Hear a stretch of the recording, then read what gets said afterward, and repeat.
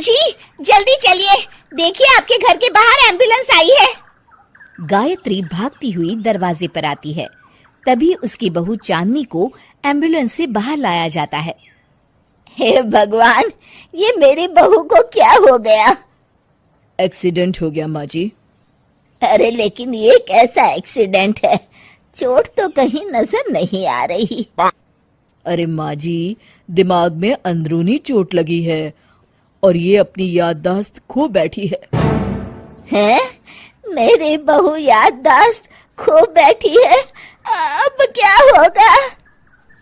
आप फिक्र मत करिए, बस इनका अच्छे तरीके से ख्याल रखिए। मैंने दवाइयाँ दे दी हैं, अब मैं चलता हूँ। अगले दिन अब तेरी तबीयत कैसी है बहू? बहू? किसकी बहू? हम भैरवगढ़ के ठाकुर विक्रम सिंह की बेटी रूपवती हैं। हम एक राजकुमारी हैं और तुम हमारी दासी हो बुढ़िया। अरे बेटा विशाल, बहू कैसी बहकी बातें कर रही है। अरे कुछ मत पूछो माँ, रात को मुझसे अपने पैर दबा रही थी। सर पर चोट लगने की वजह से इसका दिमाग पूरी तरह खराब हो गया है और ये अपने आप को राजकुमारी समझ रही है। तभी वहां चांदनी आ जाती है। तुम दोनों यहाँ क्या खुसुर फुसुर कर रहे हो? कहीं तुम दोनों मिलकर हमारे खिलाफ कोई षड्यंत्र तो नहीं रच रहे हो? हम तुम्हारा सर तलवार से उड़वा देंगे, समझे? अरे नहीं नहीं राजकुमारी जी, हम तो आपके सेवक हैं। भला हमारी इतनी हिम्मत? कहिए, आपने यहाँ हॉल में आने का कष्ट कैसे किया? हमें बहुत भूख लगी है। ए दासी, जल्दी से हमारे लिए भोजन का प्रबंध करो। आज हम शाही कबाब खाएंगे। विशाल अपनी माँ को चांदनी की बात मानने के लिए इशारा करता है।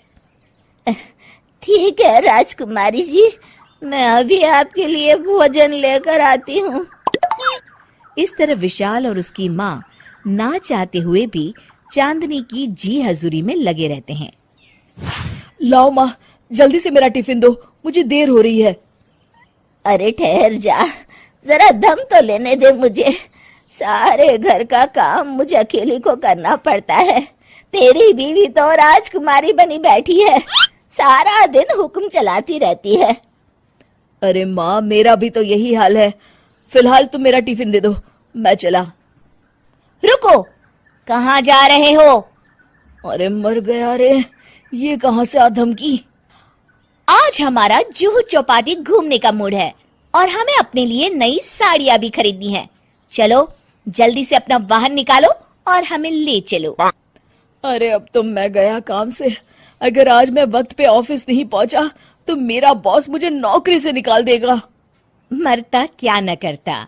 आखिरकार विशाल चांदनी को घुमाने ले जाता है और चांदनी अपने लिए ढेर सारी शॉपिंग भी करती है। ए दासी, टीवी पर कपिल शर्मा के आने का समय हो गया है, जल्दी से टीवी शुरू करो। अरे वाह, कपिल शर्मा तुझे याद है, बाकी कुछ याद नहीं।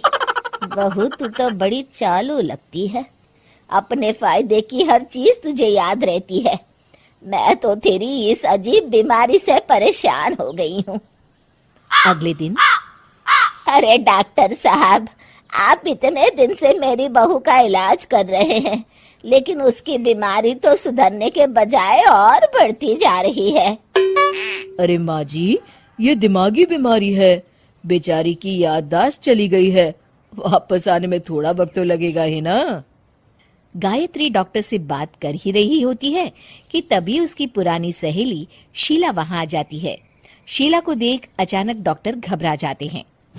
अच्छा माँ जी, मुझे एक मरीज को अर्जेंट देखने जाना है, मैं चलता हूँ। ये कौन था? अरे अब क्या बताऊं शीला, एक एक्सीडेंट भी मेरी बहू की याददाश्त चली गई है। ये डॉक्टर उसका इलाज कर रहा है। ये डॉक्टर कब से बन गया? अरे ये तो चमन पान वाले का लड़का है, सारा दिन नौटंकी करता रहता है। अच्छा तो ये बात है, अब मैं समझी। मेरी बहू और ये पान वाले का लड़का दोनों मिलकर मुझे बेवकूफ बना रहे थे। चल तू मेरे साथ। गायत्री शीला को एक बड़ा सा डंडा हाथ में देकर अपनी बहू चांदनी के कमरे में ले जाती है। बहू, ये मेरी सहेली है, एक डॉक्टर है। इसने तेरे जैसे न जाने कितनों का इलाज 2 मिनट में कर दिया है। इसका कहना है कि सर पर जहाँ चोट लगी हो, अगर उसी जगह दोबारा किसी बड़े डंडे से जोर से मारा जाए तो मरीज की याददाश्त वापस आ जाती है। देख, हम डंडा भी लाए हैं।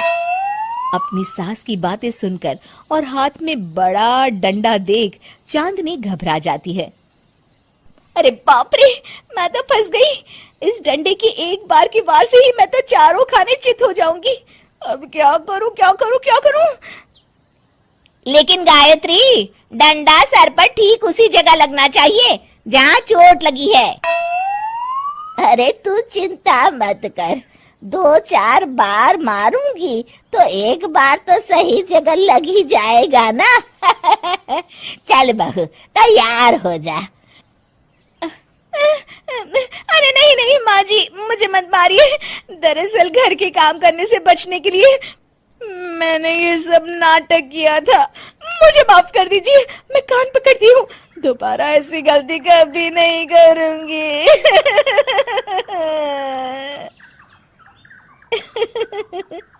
क्यों दोस्तों, कहानी कैसी लगी हमें जरूर बताइएगा।